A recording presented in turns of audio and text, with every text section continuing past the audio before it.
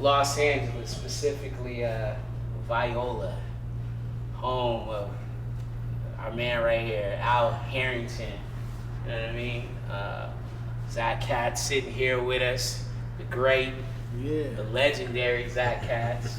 Zach Katz. Yeah. Now the COO of Faze Clan, which is, wow.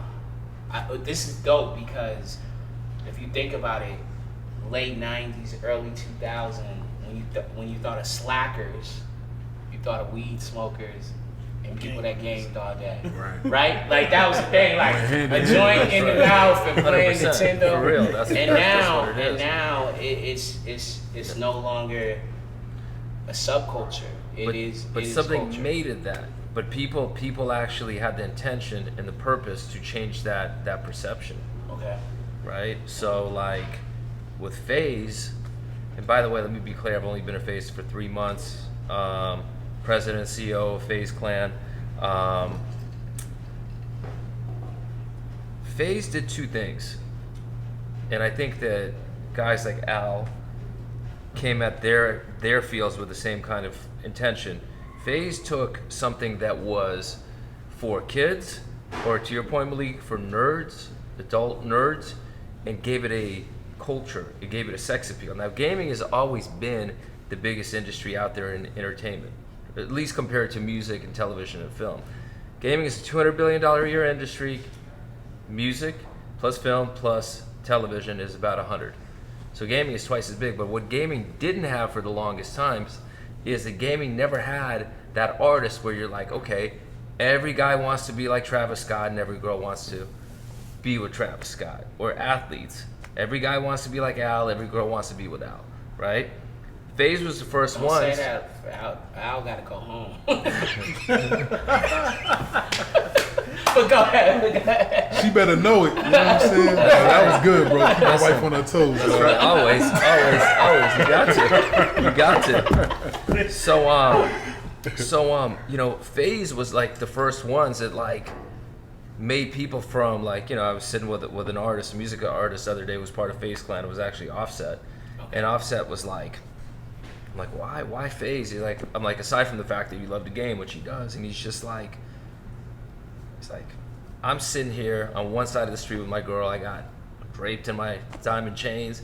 My girl's like, who the fuck is Faze Banks?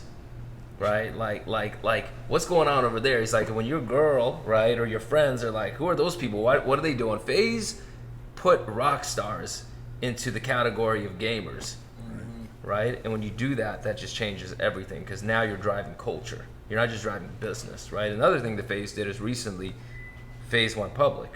So they took something that was started by 4 guys playing video games, right, with everybody's parents being like, get a fucking job or get a life, or, you know, go outside and be with your friends, and turn that into the possibility of having a $1 billion enterprise. And I remember when we went public, there was phone calls from other people in the industry, even competitors, who were like, you know what, you just made all of the boats rise for all of us. Right. Yeah. Right. So that's just a little bit as an intro. Al, much like you, in the sense that early on, I think your advocacy and your activism in terms of marijuana, first, if I'm correct, was it more like, hey, this is better for us to heal than the pills and the shit that you're giving us that's gonna kill our livers and kidneys long term? Plus, obviously, pleasure. Right. Nah, for sure, man. I think for me, like in the beginning, being that like the company started from my grandmother, right? Seeing that cannabis helped her with her glaucoma, right? Really? And yeah, so, you know, the story goes, the quick version of the story is literally she comes to see me play 11 years ago now. We're in Colorado. She gets there. She has me bring a pill bag upstairs. She started taking all this medication. So I asked her, Grandma, why are you taking so much medication? And she was just like, I got high blood pressure, I got diabetes, I got glaucoma. So I was like, glaucoma? I was like, Grandma, I was just reading in the newspaper how cannabis helps glaucoma patients. It cures them, right? So she's like, well, tell me more about the cannabis. So I'm like, well, I was just reading, blah, blah, blah, blah. I'm telling her. And she was like, well, what is cannabis? And I was like, it's marijuana, weed. And she was like, reefer? And she started laughing so hard, bro. She's like, I cannot believe you trying to get me to smoke reefer. She's like, it ain't gonna do nothing but make me hungry. Stigma. You know what I'm saying? To like what we talking about with gaming and everything else. Ain't gonna do nothing but make me hungry. Okay. So I was like, all right. She laughed. She like, boy, you gotta get out of my face. So literally the next day, I always say this was God at work. Next day, she can't see. Eyes hurting. She in the kitchen complaining. So I'm like, Grandma, look, you in a legal state. Let's try cannabis. This will be our secret. I won't tell nobody, I promise. I told the world. Okay. And I was like, just give it a try. She said, okay. Called my boy. He brought back Vietnam Kush from a dispensary. Vaporizer in a volcano bag of all things. I wasn't a smoker at the time, so I didn't know how to roll her a joint or none of that. I just figured that would probably be the easiest way for her to smoke it, right? Got it. Volcano bag. She goes smoking it, hitting it 3-4 times. Her eyes start getting a little glassy. So I'm looking at her, I'm like, all right, Grandma, that might be enough. You know what I'm saying? So I take her downstairs. I'm thinking she's gonna take a nap. I go upstairs, I take a nap. Hour and a half later, I wake up because I had a game. So I get up for my pregame nap. I was about to jump in the shower, but I said, at this point I had smoked weed one time. Okay. So I remember when I smoked, how paranoid I was. Bro, I was in my room tripping. We was in Phoenix, Arizona. I was with the Warriors, stacking them, gave me the strongest weed I think I ever smoked in my life, bro. Stack 5 trying to get I'm like, bro, what the hell did they give me? So I'm like, let me go make sure she's okay. So I go downstairs, knock on the door. I don't hear anything. I knock again, I just open the door. And her back's to the door and she's looking down. So I was like, Grandma, how you feeling? And she turned around and no bullshit, y'all. She was crying tears. She looked at me and she said, I'm healed. She said, God gave me my sight back. She was like, I haven't been able to read the words in my Bible in over 3 years. So she was downstairs reading her Bible. Ha. Wow. You know what I'm saying? And for me, to your point, at first it was all about stigma. It was just like, damn, they've been lying to us all this time. Yeah. Plus, like, you're an athlete, right? Right. So, and especially during that time, it's like, you know, say no to drugs, and they're putting marijuana in there. They had me booked on that as a kid for sure. Like I grew up, I'm an '80s baby. I was born in in 1980. So the Dare drug, the Dare dog, all that's our era, right? So Nancy we remember Reagan, that shit, all that. Remember that the frying pan, all of it, the air brain on drugs. Yeah, Yo, they used to show that. you them scary ass movies. Bro, so I was afraid, bro. Like I was scared of it. You know what I'm saying? So like when it helped her, and like my grandmother's background is, my grandfather died when she had I think 6 or 7 kids, right? And she's outliving most of them, which is crazy, a whole nother story. But my grandfather died at she was maybe 36 years old, bro. Never remarried, never had a boyfriend, nothing. She married the Lord, church. Like I tell her, I could recite any scripture from the Bible because of her. Like she made sure we was in church. She cooked the communion bread. She collected the tithing, all that. You know what I'm saying? And for a woman that live that life to be open enough to try cannabis and it help her, I was like, damn, I gotta tell more people about this. Like this is crazy. You know what I'm saying? And at first for me, like I said, it was all about stigma. It was just like, yo, they have been lying to us. Like this shit is medicine. And to your point about the athlete part, like I've always had teammates that smoke weed, right? And I'm telling you, I always looked down at them. I never thought they took their job serious. Like I didn't. I was just like, man, they not. You know what I'm saying? Like they not really committed. They're not committed. With it. You know what I'm saying? They just it's just like they not serious, but not knowing that they was healing themselves. You know what I'm saying? And I tell people my first story of like seeing professional athletes smoke was my rookie year in training camp. Some of the vets called me or whatever. I'm 18 years old at this point. They like, yo, Rook, we need you to run to the store. So when I go to their room or whatever, like open the door, dog, it was like weed smell came all out the joint. So I walk in like, what the hell going on? Bro, I can't say who it was, but all I'm saying is those 4 guys that were smoking played a majority of the minutes. And So listen, they killed. Hold on his team though. They were playing. They were smoking during the season. So on his team, we know that there was the Davis boys. Yeah. So the one which I heard lived with for a little bit when you first was a rookie. That was my dog. Yeah. So yeah, I'm a real fan. Is that so? After your grandmother and that, did the light bulb go off then, and you're like, I want to learn more about cannabis and. I wanted to learn the beginning, right? Because you gotta remember, bro, like. During that time, 11 years ago in cannabis, 12 years ago in cannabis was not what it is today. Like now, everybody wants to be in cannabis. Yeah. Everybody wants to talk about it. Everybody wants to smoke it on it. Everybody wants to strain. Bro, my financial advisor dropped me as a client because I wanted to invest in cannabis. He's with me my whole career. Somebody that was with me for 16 years, when I told him, like, no, I want to put $2 million into this building to build this building out, he was like, I'm not helping you launder money. He go, all your shit, and I'm done. You know what I'm saying? Like, so my point being is, like, when I started this shit, it was not popular. Zach, you, for those who don't know, you know, Zach is a lawyer by trade. When I first came into contact with Zach, it was as a lawyer. We actually met on a panel. We met before because he had a client named J.R. Rodham, who at the time, I had a deal over at J Records, and they'd sent me a bunch of beats. I was like, who's this kid, J.R. Rodham from the Bay? And I'm thinking it's some black kid. I just had far from it. You know what I mean? And then I met Zach because I started working for a gentleman named Mike Lynn. And Zach at the time was managing probably every producer that Dr. Dre had, High Tech, Denon Porter, everybody, right? You have made... so let's do this. Share some of your early story, and then, like, to make this dramatic pivot, and this is what Zach has always done. He's always challenged himself in the most uncomfortable situations.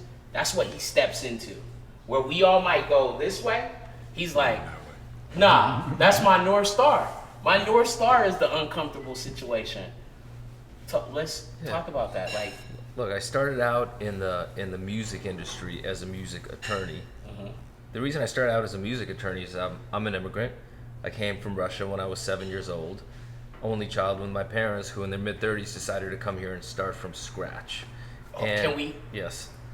His mother was my first dentist, who really took care of me. Like, I didn't have money like that, and Zach was like, you always got your hand over your mouth. I was really uncomfortable. I was like, I want to tell this quickly. This is a real friendship. This is my brother. Got it. Like, when I tell you my brother, every major label job that I've had, he walked me into. And when I say walked me into, me and him just talked yesterday. We sat down and had a conversation. I'm talking about walked me in and sat down in front of the president of Epic Records, sat me down and was like, this is why you should hire him, and helped me tell my story. All right. But I appreciate you saying that. I mean, look, Malik met my mom when she was a practicing dentist, but there was a time when she was, somebody in her mid-30s who, along with my dad and myself, moved to the U.S. from Russia and literally had to start from scratch because she was a dentist in Russia. My dad was a PhD engineer. They didn't recognize her credentials from Russia, so while she took the boards, which took 4 years, he drove a taxi. So my parents were, my first memory, I tell the story because my first memory in coming to the U.S. was our relatives picked us up from the airport, took us to their house where we were going to be staying for a month until we can, start moving around.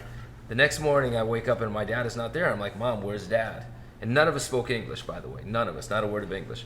wait, you didn't speak English? When I came here, no, I was in ESL courses. Got it. Getting pushed around the playground every day. Okay. Right, that's where the chip on the shoulder comes from, right? But anyway, so I wake up in the morning and he's gone. I'm like, where's Dad? She's like, oh, he's driving a taxi. So we all need points of reference that kind of makes us believe that anything is possible. So my father, first day in the country, no GPS, not a single word of English. Imagine picking up your first client, not understanding a single word that's coming out of their mouth, not knowing where to take them, but that is your starting point. So that's like us moving to India and be like, okay, you guys are taxi drivers now. Here's a taxi. By the way, it's not here's a taxi. You got to pay for that taxi, and you got to make more money than you're paying for that taxi in order for it to be a business, right? So anyway, that was my reference point. I share that with you guys because by the time I was 12 or 13, my parents sat me down and they said, we have to talk about your future. And I have two girls that are 23 and 19, and if I had that conversation with them when they were 12 years old, they would have told me to get out of the room, right? Let me be very, very clear, So, but my parents, I had such respect for them and everything that they sacrificed to actually rebuild their life for themselves and for me here that I was like, great, let's talk about it. They're like, you're going to be a lawyer or a doctor. Now, I knew what a doctor did, and I knew I was not cut out for that. Let me be very, very clear. I had no idea what a lawyer did. I'm like, I'm picking lawyer. I'll figure that shit out later. Right? And that was it. From the age of 12, I'm walking around the world like, you know, like I want to be a lawyer one day, right? And I've always been a massive, you know, rabid music fan. And I was like, okay, if I'm going to live their version of this journey, I'm going to create my own story out of it. And my wife and I met while I was in law school. Right out of law school, started our own practice. You know, I was doing just music and she was doing everything else. And the reason that it worked is because I was that attorney who can talk to you about music for hours. I can talk to you about business, and the one thing I wouldn't do is send you a bill after. So this wasn't like, okay, well, thanks for hanging out for 2 hours and here's a invoice. It was like, pay me what you want to pay me when you can pay it. I'm getting started. I'm helping you out. Let's do this shit. And it just caught on. Now, about 4 years into it, I was like, you know what? This is incredible, but I'm on the wrong side of the value chain. Friends of mine are building careers for and with their clients, and they were called managers. And here I am getting the phone call when it's time to paper up the deal and negotiate, which is very, very important work, but I'm very creative and very entrepreneurial. So one of my legal clients asked me to manage him. It was a producer named High Tech from Cincinnati. And about a month later, I got a call from our mutual friend, Mike Lynn, who was basically Dre's right hand and partner in crime. And he's like, yo, Dre's going crazy about these high tech beats. Would you come to the studio? So we came to the studio. I came with Tech. And to make a long story short, for the next 5 years, I managed most of the songwriters and producers that worked with Dre. I managed Rakim the entire time he was signed to Dre. I really got my education in A&R from sitting at the board with Dre probably 300 plus times in the middle of the night, watching him tweak hi-hats and produce vocals and tell 50 or Snoop how to spit. Like, that was the education, right? And then from there, met J.R. Rodham, who was a producer, really just clicked with him. And I got a transformative call from him one morning that I'll never forget. This was a year into him and I working together, and this year was unprecedentedly successful. Nobody knew him before that year. First year he had 60 placements. He was getting write-ups everywhere. It was crazy. He calls me. He's like, I haven't slept all night and I want to talk to you. And I'm just like, okay, what's going on? What's wrong? He's like, nothing's wrong. He's like, look at the year that we've had. And I'm like, yeah. I'm like, you should be sleeping like a baby. Thank you, Chef. You're welcome. And he's like, but right now you have 8 clients. Yeah, it looks amazing. He's like, right now you have 8 clients, including me. He's like, imagine if you weren't working with anyone else but me. And it took every single ounce of my patience to actually not hang up on him. Because what he was insinuating is I shouldn't be working with anyone else but him, and I should literally go and call everybody else and tell them, thank you, but I'm parting ways. But that conversation made me ask myself a really, really important question, which was, how many of these people are really in it for the right reasons? Not in it because of the ego stroke, not in it so you know, you get that producer placement, you get that check, you get yourself the diamond necklace or the car, so the girl who said no in high school will now say yes. But I'm talking about, like, I got a gift and I got a responsibility to myself to take this gift and share it with the world. And when I did that inventory, really he was the one that really qualified and checked those boxes. So I went to my wife, who now I've been married to for 26 years, and I said, look, right now he's 20% of our income.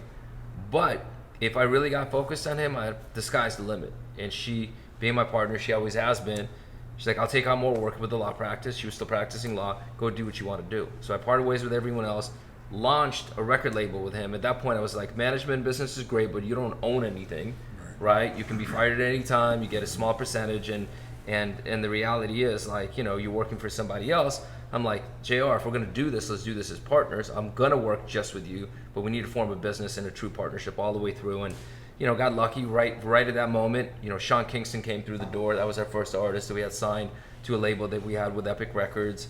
That was great. Had some success with Sean, moved the label to Warner, met Jason Derulo, signed him to our record label, developed him. And it was amazing. And then about 10 years ago, having never worked for anyone else, I was like, man, I got to get into rooms with people who are smarter than me. I got to figure out where this industry is going. So I joined a company called BMG. At that particular point, they were 2 years back in business, and everybody in my entire world was like, whatever you do not go to BMG. And I was like, well, why would I not go there? And they're like, oh, they've been back in business for a year, and they're spending money like drunk sailors, and they have no direction.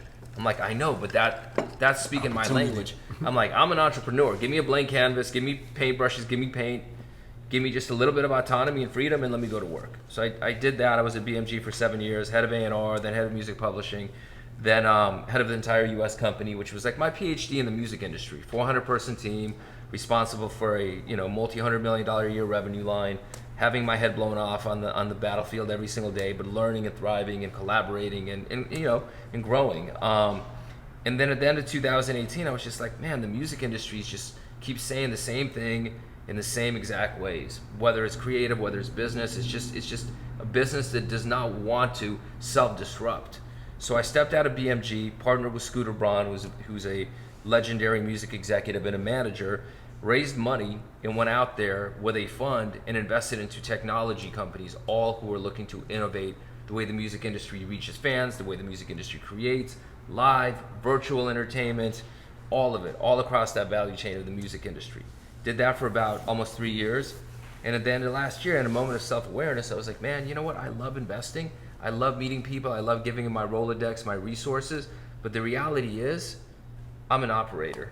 I like to put my hands on things. I want to wake up in the morning, go to bed at night being responsible for the success of something, right? I want to be able to bet on my own decisions. And when you're investing, it's great, but you're not in the cockpit with those founders. They're in the cockpit, and they're exactly where they need to be. But you also got to figure out where you want to be in relation to that. So stepped out of that. Was going to launch a new music company, really, really innovative and tech focused. Met with my guys over at Faze Clan, Lee Trink and Kai Henry, who I've known for years from the music industry. Yep, Kai Henry. Shout out to Kai. And at first they were like, "Look, we're really growing up. We're gonna go public. We need more senior team members at the table. Would you consider joining?" And to me, the answer was no, because at that point I was really, really focused on building this new music company. I said, "But look, I'll advise. I can advise as a friend. Call me anytime." They're like, "No, we want to do something more formal. Would you join the board?" I'm like, "Sure, I'll join the board." And then 2 things happened during the next 2 months. Number one, I started talking to those guys on a daily basis and started really understanding the power of gaming culture and the gaming business, and exactly how Faze Clan was really positioned to be the leader forever, right? And at the same time, all of the work that I was doing on the music end really had me feeling like I was in 12th grade again. And I don't mean that in a good way. It was just like same conversations. I felt like I was in a coma, woke up, and like nothing had changed. So after a couple of months of rocking with these guys and really feeling less than inspired on the music end, they actually were like, "You know what? This is going really, really well. Would you come in? Let's reconsider. Let's really figure things out." And to me, at that point, the answer was absolutely yes. So that's what brings me to today. It's been a crazy 3 months. We went public a month ago. It adds a completely different level of learning for me, completely different level of responsibility. But I love these guys. I love this company, and I love what we're doing. And to me, I'm always following passion. I'm fortunate that today I really can do that. To me, I'm not looking for a job. I'm looking for an adventure. Right? I'm looking to learn. I'm looking to be pushed out of my comfort zone. I'm looking to be in rooms with people that are brilliant, right? And these guys and the team are just amazing. And for me, I just believe that this company can be a leader, and it's a company that's gone from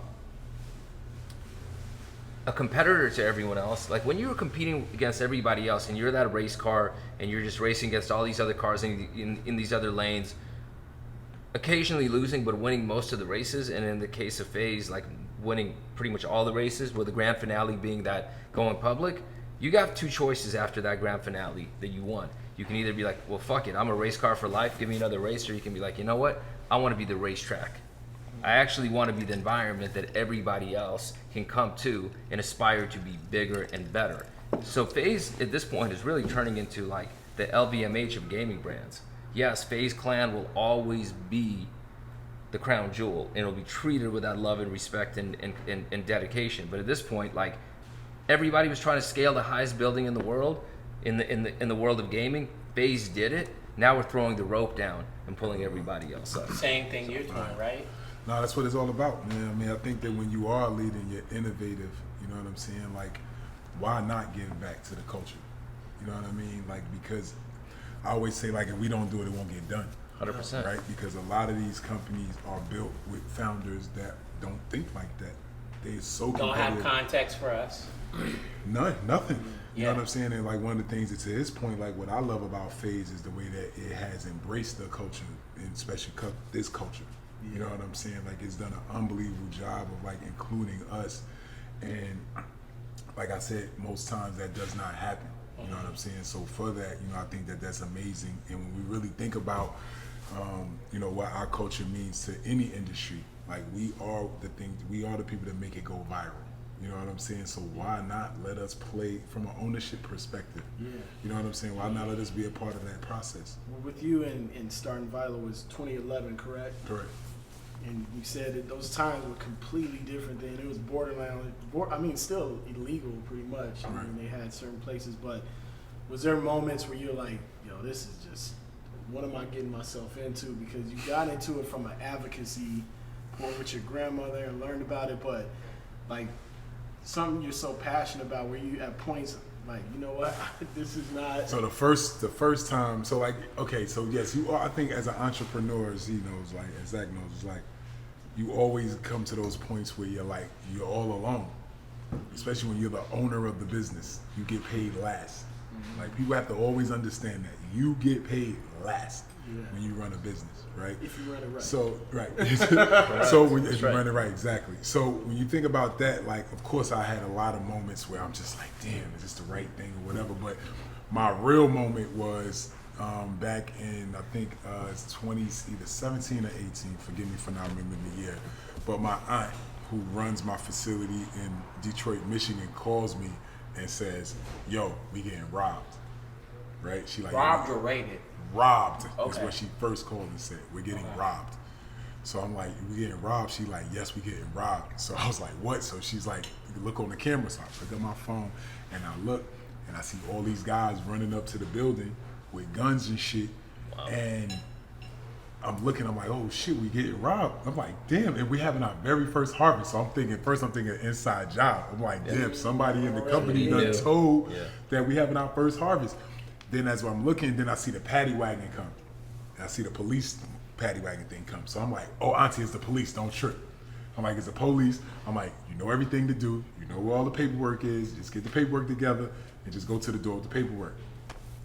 So she's like, all right. So I'm still watching on the camera, and the next thing you know, I see them get to the door, they bat them, they like ram in this one door, but they don't know it's a cement block, because like when I build facilities out, right, I don't care what kind of building you give me, I build the grow within the building. All I need this to be is just a shell that just don't leak. That's all I needed to do. Other than that, I'll build a building inside the building, right? Got it. So they hitting the door. I'm watching. Then I see her open the door, and when she opened the door, an AR-15 go right to her face. Wow. And all I see is the paperwork fall, right? And she backs up, so they walking in on her. And one of the cops behind her pick up the paperwork, and we had a fridge that was sitting outside. He opens the fridge and throws the paperwork in there and closes it, or whatever, and then the cameras get cut. Wow. So I'm sitting in Calabasas, right? My life is great, right? Now I'm like, what the hell is going on? You know what I'm saying? And long story short, you know, I had always told my employees, like, we always had like rules, if anything goes down, like, this is what you do. And that's what they did, which was perfect, right? So I got on a plane, got to Detroit, went to the jail. They had no charges yet. They weren't charging with nothing, but they held them the entire 4 days. You know what I'm saying? So it held all my people, my aunt, it was 6 people total. Kept How old's them your all in aunt, if you don't mind me asking? She's my aunt is probably 60 something, 60 probably. Or she might have been like, yeah, she was like early 60s or like late 50s or whatever when this happened, right? So that happens. While I'm there, I go to the ATM to go get money out, and I can't get no money out the bank. So they done froze my bank account. So that was my moment, right? Obviously, we got through it. We got through it within 6 months because we were doing nothing wrong. We had paperwork from the state and everything else. But that moment, you know what I'm saying, like, scared the hell out of me because I've never been in trouble in my life. You know what I'm saying? Like, you guys can check my reputation. It's squeaky clean. Never had no issues with nobody. Solid as they come. You know what I'm saying? But at that moment, right? But at that moment, yeah, I'm looking at like, what did I do wrong? You know what I'm saying? And I'm like, damn, how's this about to affect my wife pregnant? I had a lot going on at that time. You know what I'm saying? That was that moment for me. So if you ask, like, for me, like, during my whole time, the moment where I was like rethinking everything, it was going through those 5 days, 6 days, you know what I'm saying? And then, but getting our attorneys and really knowing that we had all our paperwork, we had our permits. I mean, the state had gave us a permit to operate. You know what I'm saying? It was just obviously some nonsense that happened, you know, in regards to how it was in the system or whatever. But that was the scariest moment for me in my journey. Being at the forefront of the cannabis industry, like you are at the forefront. There's a couple other players, there's a couple other big players, but you are one of the more well-established brands. Do you feel as if the experience that you just shared, is that the experience that your counterparts that look a little different from you, do they go through that? Of course. And not only them, everybody in the industry. You know what I'm saying? Okay. You know, so you think Burner goes through what you went through? I'm not sure if Burner goes through it now, right? Because Burner has now a whole, but there was a point that, you know, Burner was running his shop, that they could have ran into his shop at any point from when he very first started. Okay. I think the way he's now, he's way more established for anything like that to happen, especially because he has now a real team around him to make sure all those boxes are always checked. But yes, we deal with that all the time, and like why that's important and why I always like to speak on it is because honestly, like if I wasn't Al Harrington, the NBA player, having resources, being able to borrow money to pay for the attorneys while my accounts are blocked and all that kind of stuff, we'd have lost the case, bro. Yeah. You know what I'm saying? Like we'd have lost because we wouldn't have been able to defend ourselves. Relationship based. Yeah, bro. Now relationship is resources, which is capital. You know relationships are relationships and because at the end of the day, like I had to keep paying rent. My landlord didn't care that I was illegally raided. He like, all right, where's my bands? Yep. Electricity ain't stopped. I had to order new equipment. You understand what I'm saying? Like all those things, right? I had to take care of my staff. There's no place for them to work, but they just did 4 days in jail for me, bro. Most of them, 4 out of the 6 didn't eat. They're in there for 3 days. All they was eating was because they said the bologna was this thick. Like it was, the mystery the city, meat sandwiches. Bro. In Detroit, just think about in Detroit, bro. They had 15 of them in one room, one toilet, one bed. So they just went through all of that. So I had to make sure that they were straight. You know what I'm saying? And keep that going. And honestly, all of them still work for me today. You know what I'm saying? Because of that, all of them still work for us. Yeah. You know what I'm saying? Advocacy and being intentional. And I see like what continues to push. Like it's obviously like there's tons of it. The marijuana industry is huge, right? It's a lot of money generated. But for you're starting a school, right? Yeah. Like you have. And you're hiring people and all that, like what continues to make you push further that it's not just a brand that sells? Just because when you do the research, like, and I'm sure like all of us have been in this point with anything that we've done in life, right? You got to do the research, right? You got to see like where it started to where it got to today. And when you realize how many people's lives were negatively affected because of weed, because of cannabis, it's crazy. The numbers are staggering. Like, arrests in black communities, 85% of the arrests in black communities have been cannabis related. Think about that. We don't own no farms. We don't own no trucking companies. Yeah. That shit just somehow magically appears in our neighborhood and we bag them up in nickel bags. And not only that, bro, like people have done real major years for having less than a gram. Yeah. Almost like reminiscent to what's going through with Brittany Griner. Yeah, she didn't even have a gram. She had a 0.7 of a gram of a vape, and they gave her 9 years. That was the same shit happening in the United States. Yeah. So don't act like Russia is doing something so fucking crazy that we weren't just doing a couple years ago. Yeah. To people that look like us from our community. Yeah. You understand what I'm saying? Like that's what's real. And then you think about like now with all the decriminalization happening, like in New York. New York drug arrest is down 90%. Just because they stopped blocking people up for weed. Yeah. Yeah. Just think about that. Yeah. So they usually they literally use something that we enjoy for leisure. Yeah. But not only that, I think we use it for medicine. We just don't know it. Yeah. Because I know a lot of people that say, yo, if I didn't smoke, bro, I'd be a bad, mean motherfucker. Yeah, if I ain't smoke. It's a real, you know what I'm saying? Like they literally they tell you that shit straight off top. Like that shit knocks the edge off that I could be a decent human being. Yeah. coming from the communities that the majority of us come from, right, where there is rampant violence, there's rampant criminalization, there is rampant redlining, there's rampant underserved schools. We are under, like, when you Yo, when you never see the what's the drug sign? Oh yeah. You know they're not in Calabasas, they're not in Encino, but they're in they're Compton. not Malibu. Yep. All that school zone shit, only in the hood. Yeah. You don't think they smoking weed in Calabasas? They smoking more weed in Calabasas than Compton, anywhere. and better weed. Yes. You understand what I'm Agora saying, bro? Hills. It's literally, it was set up to lock us the fuck up. Yeah. They use it. The new shit is the PPP money. Yeah. Gave us access to it. They go about to start locking us the fuck up for taking advantage of the shit. You know what I'm saying? Like, it's a vicious game and vicious cycle that is just relevant. And it's like, I'd say sometimes we fall for the, you know, the rabbit trick or whatever, but like at the same time, like literally, bro, like they use cannabis to literally just lock us the fuck up. You know what I'm saying? You nobody's being locked up for video games. Other than when kids, what's it called? You know this thing that they do? They'll call on each other because it'll be like, yeah, he's killing his mother. I saw this thing on HBO. It was a real thing. Like, I forgot what it's called. Swatting. Or something like that. Yeah. He's killing his mother on the video game? Yeah, no. He's like a kid called the police and said, hey, this kid's killing his mother. Because the kid was beating him on the game. It's called swatting. And then the SWAT came and burst in the house and drew down on everybody. Oh, wow. And it's just it's a thing that they do. It's like a real thing. You know what crazy. I mean? But my whole point was,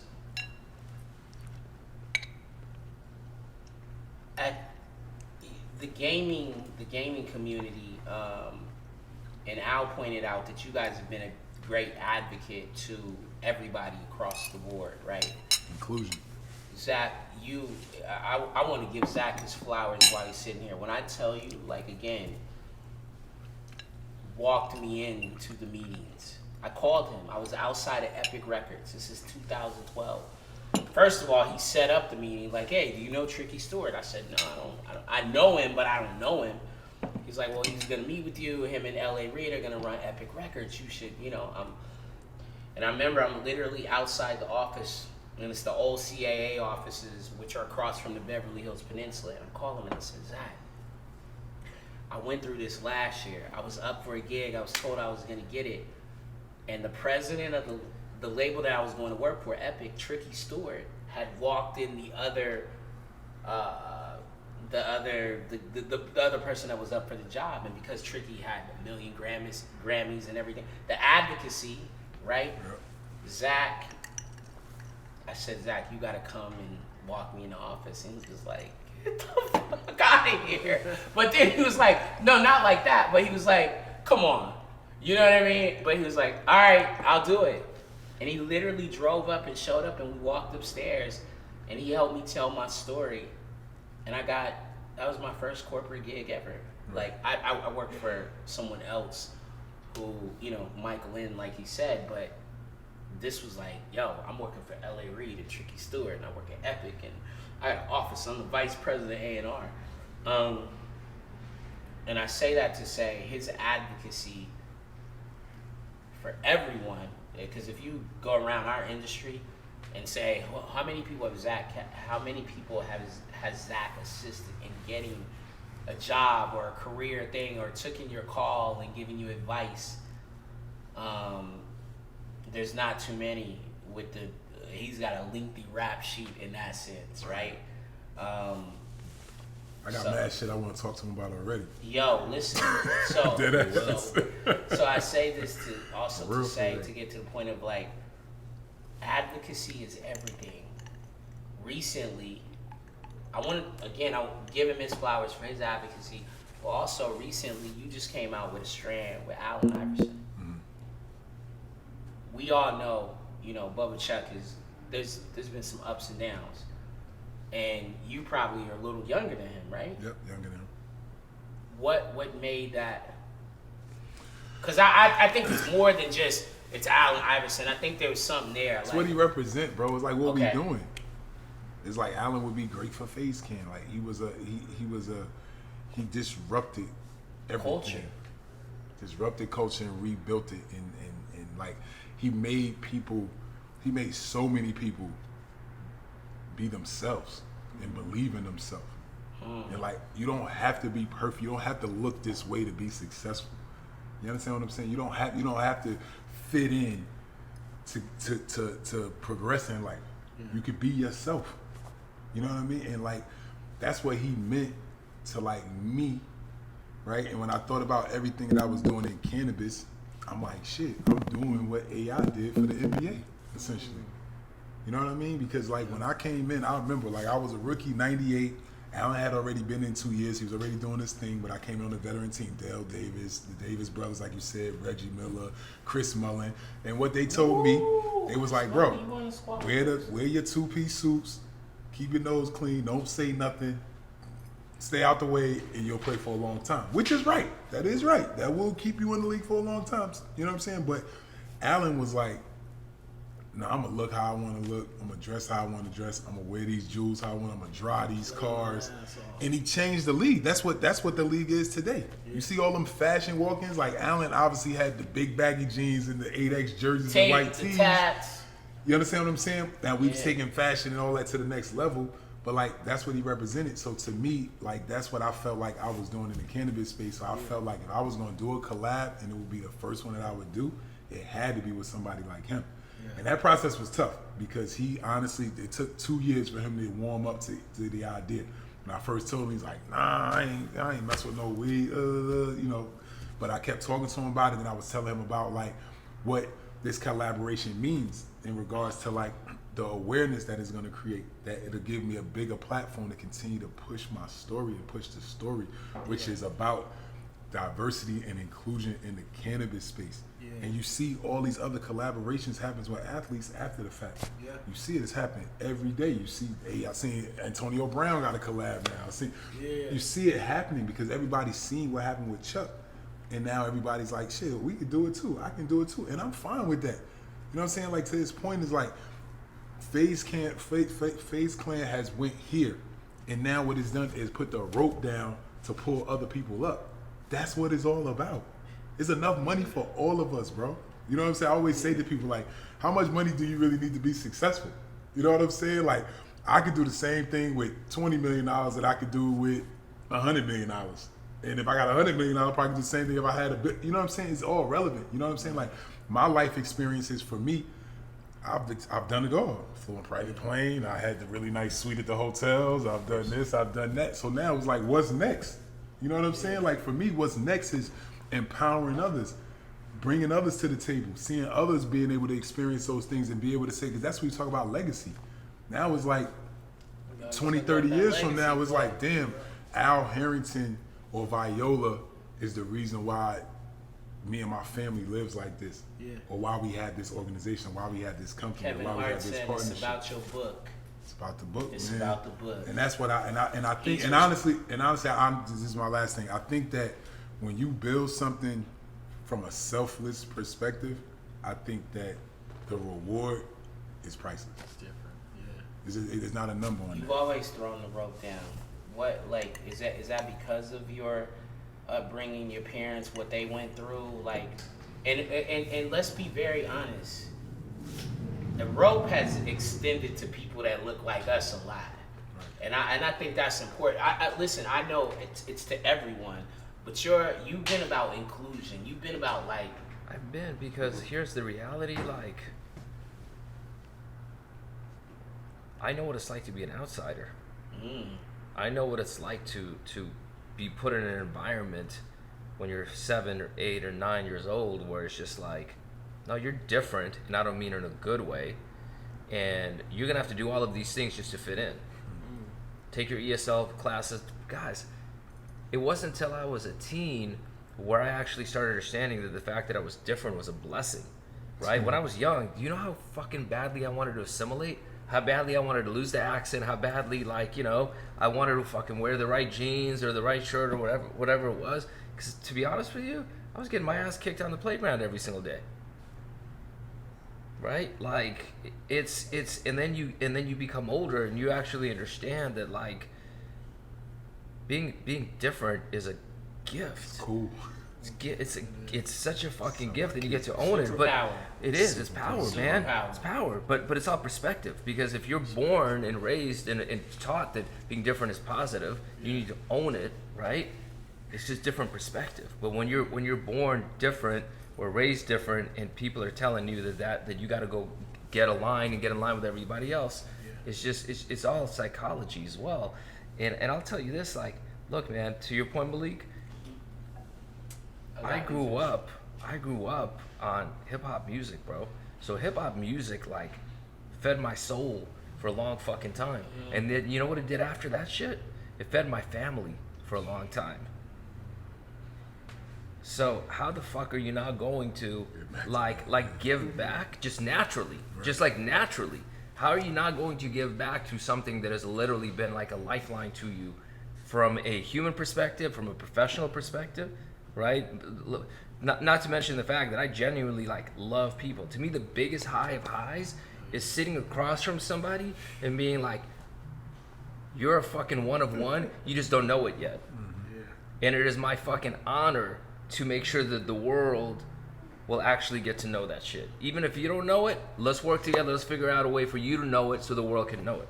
That's really what it's about. That's the biggest gift. Like, to me, like, it's funny, you know, I'm in my early 50s at this point. I turned 51 earlier in the year, and, like,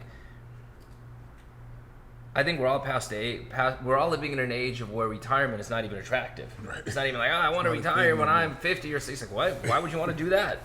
Like, I'm on a vacation for longer than 4 days, and I'm bored out of my mind, like, depressed, and like what the fuck's going on in the world? What's going on with my life? Give me something to play with, right? Like, but like, to me, like, if, you know, when I do, you know, put down the quote unquote, you know, the corporate or the typical professional path, even though it's never been typical for me, it's like, I can tell you right now, and you guys can, I'm putting this on camera right now, I'm absolutely going to spend the rest of my life being a life coach. Not even a question. And I promise you, that's going to be the fucking most rewarding thing that I can ever possibly do. And hopefully I'll be in a position to do it for free. Right. I don't want to charge $1 for it. I want to be in a position so I can do that for with the rest of my life. Been life coaching for a long time. That's what I was going to ask, and, you know, talk about, like, success. And you guys are accomplished, inspiring, and I look at you as trailblazers in your perspective. Absolutely. Space, but just amazing humans. What keeps that spark going to be like the next challenge or the next thing, or I want to do this? Like you said, the life coach, like, you know, because a lot of people, they get the success and they get the things, and they're like, okay, I'm a little older, I'm gonna chill now. What keeps it going? Like, I gotta keep pushing Viola even further. The next challenge for yourself. You know, I think that's important for these kids to hear. Like, there's no time clock on your success, or, you know, once you hit your goal, set another one. What are some of those things that make you keep, you know, climbing? Yeah, I think for me, it's just, my passion is literally just to help others, man, like, for real. Just to see other people win. Like, you revel in that. I feel good about that shit, man. That's amazing. You know, and then I'm raising my children too, that are watching everything that I'm doing. So it's like, you know, when we think about all the things that's messed up in the world, right, and all the things we want to change, right, obviously we're not going to be able to do it, right? It's because this has been years and years and years of this shit. So it takes time. So we got to give it to others. You know what I'm saying? So for me, to his point, like, a life coach, that's amazing, is because to me what a life coach is giving someone their experiences. You know what I'm saying? It's almost like speeding up the curve, right? It's helping you avoid the pitfalls. You know what I mean? So if you think that you can get access to that, like, what else could you ask for? Yeah. You know what I'm saying? For somebody that has been through the journey to where you're trying to go, been on that path, been down that road, and telling you literally, like, these are the things you got to look out for. These are the things that are coming your way. This is how you react to this. This is how you handle these situations. it just sets you up, you know what I'm saying, to be successful. So now once you get that information and you get yourself set up, you give it back. So how I look at it is I got to give it to my children, obviously, first, right? And then give it to people around me. And, you know, I think that with my team and everybody around me, for the most part, I think I do inspire them to be better. You know, and like that's where you got to start. You got to have that want to be better and want to be a better person and be a better businessman and better whatever it is that you're doing. And, you know, I think that, you know, you got to lead by example. They got to see you putting in the work. You know, I went to Oakland yesterday, flew back. I'm here, coached the game yesterday, coached tonight, going to Oregon tomorrow for the day. Back home, with kids soccer, then New York Sunday to speak at something. You know what I'm saying? Like, you gotta respect the work ethic. You know what I'm saying? And you know, like, obviously, I made enough money playing hoop. I don't have to do none of this shit. Yeah. You know what I'm saying? But I'm doing it for the crew. I'm doing it for everybody. I'm doing it to keep creating opportunities so that they can figure out what their lane is. You know what I'm saying? So that then now they can become their own bosses. You know what I mean? Like, that's what it's all about. You know, we wanna continue to push and encourage entrepreneurship. You know what I'm saying? We want to be able to change the lives for not only ourselves, our family, but others around us. And like that's what really just keeps me motivated and keeps me going. As you were speaking, I'm looking at one of your boys up here. That's my nephew. Yo, that shit makes me happy. Because I genuinely see that he's happy. You're happy to be able to Bro, he worked at Home Depot, bro. He went from Home Depot to working for the dopest cannabis brand in the world. And like he the dude, everybody know, like, you know what I'm saying? And like I keep telling him, I'm like, bro, just stay patient, keep making relationships. Something's gonna shake for him that's gonna be amazing. I don't know if it's gonna be me. It might come from me. It might come from somebody around us. Zach might have a conversation with him tonight, and they connect 3-4 months from now. And next, and that's why we do this, bro. This is also service. Like for me and Chief, this is service. Like to put people together from opposite ends of the spectrum and then have them engage in a conversation. It's almost like, if you know me, Zach knows, like for my birthday, I'll have like a dinner party, it'll be like 12 people, and they'll be from, like, Zach's from the record industry, Mike is the gentleman, Mike Sager, he's considered the writer of our time, like the beat writer of this, and then my other friend is in therapy, you know what I'm saying, one of the biggest psychiatrists, and blah, blah, blah. But we put people in a room with the hopes of creating a shared experience, building, and then building a community that can go out and now be like, yo, you know what? Zach does this. I can call him. Oh, he can call Stephen Odo. So I'm gonna cut you off, but like that's my point of like one of the things I want to talk to Zach about is because like what I feel like Faze Clan has done is the community that is built, right? With Viola, that's always been my goal, is to build community, right? Like we have these things called smoke sessions.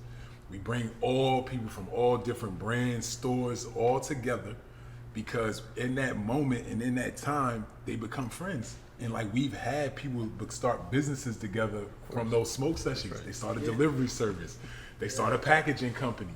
You understand what I'm saying? Like that's what it's about. And when I think about like the things that foster community that we do naturally, it's food, it's music, sports, and cannabis. And shit, gaming. Which, by the way, is all culture. That's what it absolutely. is. It's just all under the umbrella of culture. But let me touch this part of the conversation for a second. I've spent my entire life looking for fulfillment. And I don't mean like, okay, I went out and copped a fucking new pair of kicks that I've been wanting to cop, or whatever, the new whip, or I did the vacation, or put this kind of jewelry on my wife or whatever. I'm talking not because that shit lasts literally 24 hours. That shit has got a very, very, very quick expiration date. Real talk. Like you get that car and you're like, man, once that like bro, like there was a time where I'm like, once I get that car, guess what? I'm gonna be happy for a year. And that was literally, this is me in my 20s. I'm like, bro. I'm going to be happy. I'm like, that shit right there is buying me 1 year, right? Like, I've spent my entire life, just speaking candidly here as old friends and new friends, like, looking for that, like, for that voice on my shoulder that's told me you ain't shit every fucking morning when I wake up, being like, once I get that, you're gonna fucking know the little voice on your shoulder. You'll see that I am. The only times that I've actually had something that felt lasting, that really felt like it became a part of my core, was always about others. Always. It was always about community. It was always about connecting. I stay mentoring probably, 6 to 10 kids at any given moment, just because that feeds my soul. And I'll be honest with you, I would even go as far as to say it's absolutely self-serving and selfish. But I think it's the right way to be self-serving and selfish. There's different ways to be self-serving and selfish. Jason Flom told me that. And if that's my version of being self-serving and selfish, and I'm lucky and privileged enough to have that be my version, then God bless and thank God. No doubt. I just wanted to ask, like, as a sports fan, I knew it was going there. what was your one? The Lakers suck, bro. Your favorite city you played in, and your favorite team you played for? Favorite city to play in was so it was Golden State, obviously, or in the Bay, just because of like love the Bay. The energy is, bro, the Oracle Arena. So I went to Game 5 finals this year in the new Chase Center.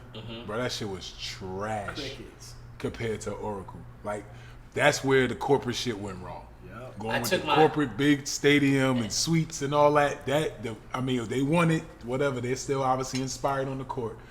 But that ain't nothing like Oracle. Yo, and I'm gonna let you get right back to it. So my son's 8th grade, he was going into his freshman year at Bosco. The last day of school, he doesn't go. He doesn't go walk because I have plans for him. We go see KD. When KD's still playing for Golden State, we go see them playing Toronto at Oracle. Yo, when you talk about the energy. It was a college setting. It felt like It was fans on top of you, and I went to the game 7 when Brown and them won in Oracle. Okay. Right? Literally. Is that when Kyrie hits the shot? Yes. The fans stood up the entire game. They never sat down. Did not sit down. I swear to God, did not sit down 1 second.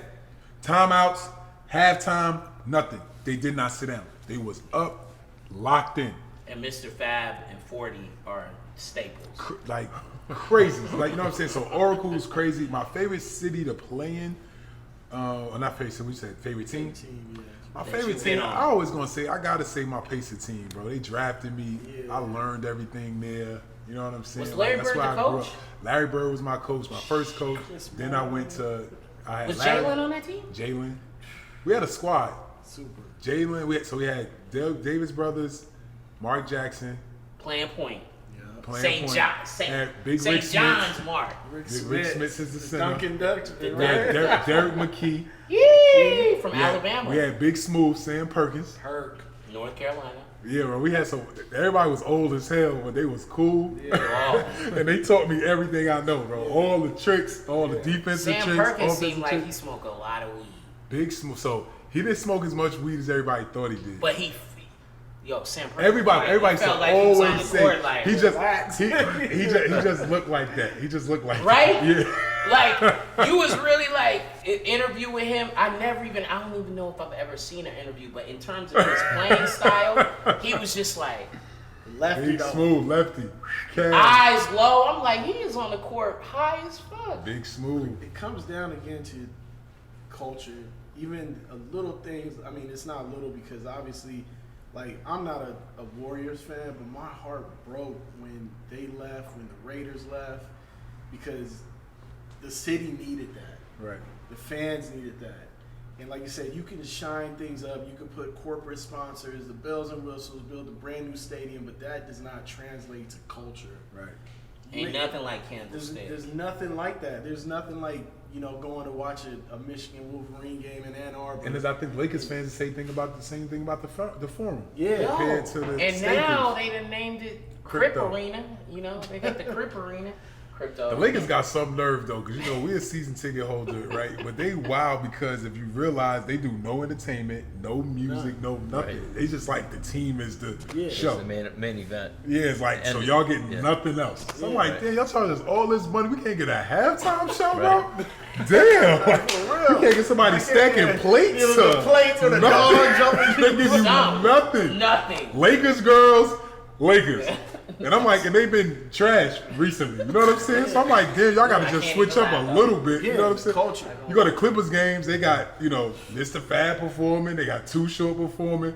It's a way better vibe. Like my kids literally, they be like, you wanna go to the game? They be like, who playing? Right. Lakers, nah. Clippers, they going just cause it's just music, it's lit up. Yeah. The Lakers got some nerve, bro. And that's it comes down to like the experience. Like you have to give people, consumers, fans, whatever you call them, an experience, and you do that by being connected to them. Like what we're trying to build here isn't a fan base; it's community. Right. I go on, like people leave comments. We try to answer all the comments, and we want to be an inspirational tool, and people be able to hear these things because I know like it's an honor for you guys to take time out of your days to do this. But I'm excited because when this drops, people are gonna be like, yo, that blew me away. I'm inspired to do that.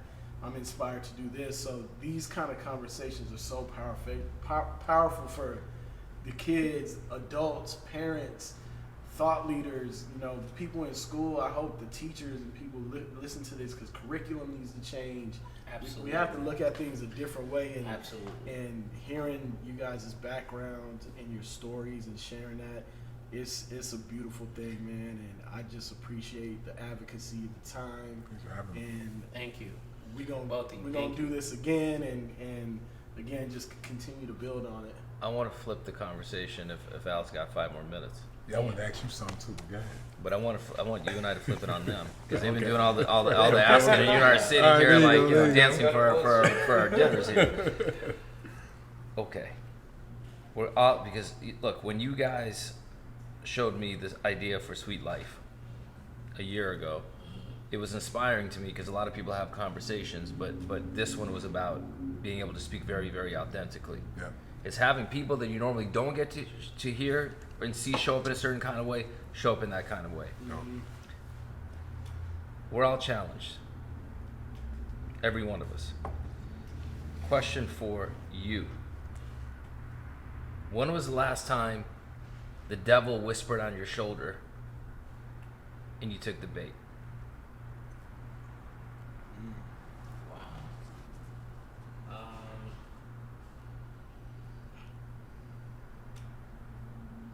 I know that was out of nowhere. Wow. Chief was trying to wrap it up. He's like, listen, thanks guys, that was really great. That's a deep question. I'm like, I don't.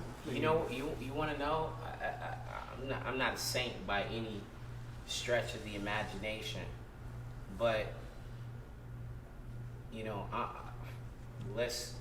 this is gonna sound whatever, but everybody understand where I'm from. Here's the good news: you have the editing button in your control. No. Right? I don't need it. I'm from to keep it super real. I'm from the west side of Long Beach. Okay. And I'm from Springdale. I'm from a housing project. Yep. You feel what I'm saying? Yes. And there's an honor code. Like I come from a cloth. Like I come from a different type of street cloth. Like for real. I come from the 90s, 80s. Gangbanging was at its height, and I understand that doing certain things will lead to certain things. You gotta answer the bell. So I don't play around with certain things. You know what I mean? Like if you talk about the devil whispering and me answering, it's my own demons, my own personal things that have nothing to do. There still could be repercussions for others because we live in a community, and the community is even within your household, right? 100%. So if I make a certain decision, it's going to impact my children greatly. I've cut those things down because I understand that this is fleeting, and I'm going to answer in this life or the next. A friend of mine a long time ago asked me, am I the guy that you want your daughter to date? And at that time, I couldn't answer that question. The answer was actually no. I can sit here. Was this your friend or was this your father-in-law?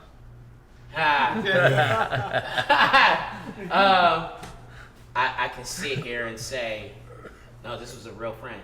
I can sit here and say that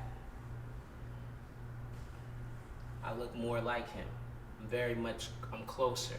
I don't know if I'll ever even get as close because who I have pictured for my girls is way better than me. They should be. They should exceed any expectation for myself.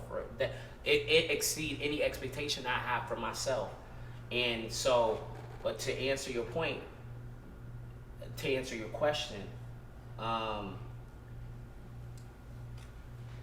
those kind of things, we've had conversations. This is my brother, that's why he's pulling this bullshit.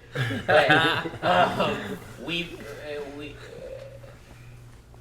I had to stop answering that door because it was going to cause me great damage. And today was my daughter's first day of school, right? Yep. And I went and dropped her off because I was like, yo, I can't pick her up today on the first day of school. So I told her mom, I was like, I want to drop her off. And I went and dropped her off. Kylie got out the car. We were walking. And she had, earlier in the day, I had put on something early in the morning, just, quick, like, yo, I'm throwing on some shit. I'm going to drop you off at school. You can't wear that. She's in 5th grade now. So I was like, what? She's like, like, literally, like, no, like, check. We're going to check the outfit. The outfit check, no, we're not doing that. You about to walk on campus. You got to be here. We're going to say prayer today. She goes to Catholic school, all of this kind of stuff. I was like, all right, cool.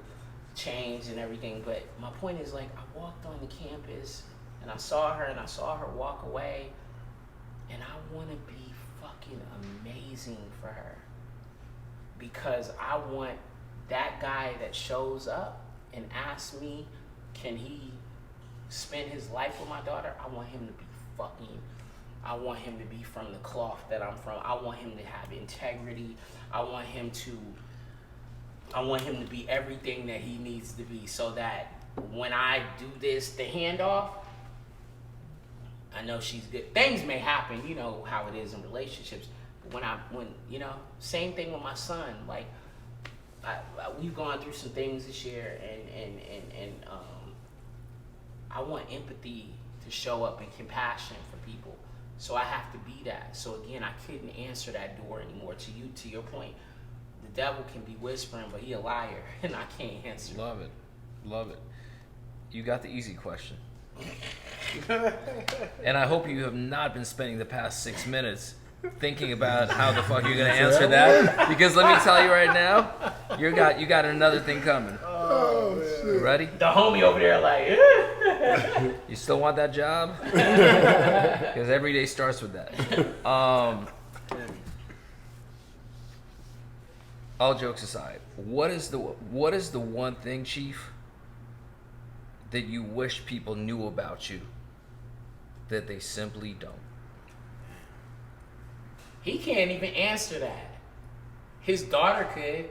Aria could answer that for you. He can, because we all have a truth. We all have a voice that we wish people heard and recognized. Go ahead. But they just don't for one reason or another. How much I've poured into people.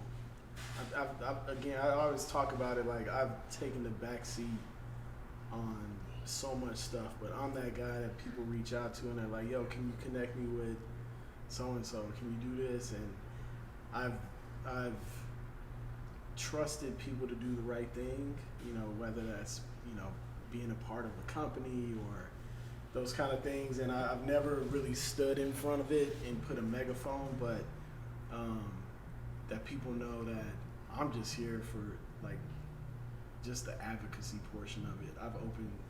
Doors have been open for me, but I've opened a lot of doors for people. And also too, like that, and me and Malik talked about it, I'm a very, like, positive person. But a lot of people don't know the trauma that I went through in my life. And, this is helping me ease into being able to talk about those things. You know what I mean? Like 2 years ago, I lost my sister to a drug overdose. And that's something reoccurring in my life ever since I was younger. Me and Malik talked about it. My mom had 3 major strokes when I was like 10 years old. Wow. So seeing your mom having to learn and walk and talk again, you know, father not present, growing up in the projects, those different things. But, you know, I think when people can hear those traumas and then see like, oh, you still are able to keep your head up.